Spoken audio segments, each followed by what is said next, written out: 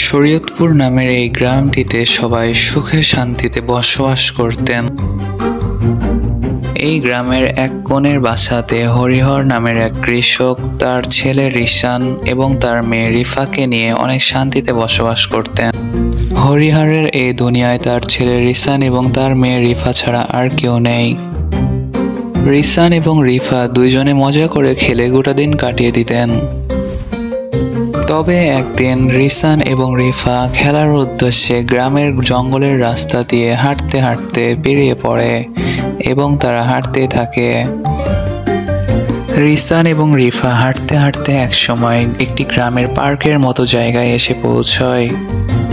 তারা দুইজনে ওই গ্রামের পার্কের ভেতরে প্রবেশ করে অনেক আনন্দিত হয় এবং তারা দুইজনে মনের আনন্দে খেলাধুলা করবে বলে প্রতিজ্ঞা নেয়। তারা দুইজন প্রথমবারের মতো এই পার্কটিতে এসে অনেক আনন্দ করতে থাকে এবং তারা মনের সুখে খেলাধুলা করতে থাকে। তবে হঠাৎ করে কিছুক্ষণ পর দেখা যায় যে একটি বাঘ তাদের কাছে এগিয়ে আসছে। বাঘটি ধীরে ধীরে রিশান এবং রিফার কাছে এসে চিল্লাতে থাকে এবং তাদেরকে বলে যে আজকে তোদের আমি খেয়ে ফেলবো। বাঘের এই কথা শুনে রিশান এবং রিফা অনেক ভয় পেয়ে যায়। তারপরে রিশান মাটিতে পড়ে কান্না করতে থাকে। তবে রিফা তার বোন তাকে উৎসাহ দিয়ে বলে যে বাঘকে তাড়ানোর উপায় আমার জানা আছে। রিশান তার বোন রিফাকে একসময় ভীত কণ্ঠে বলে যে বাঘ তাড়ানোর উপায় কি।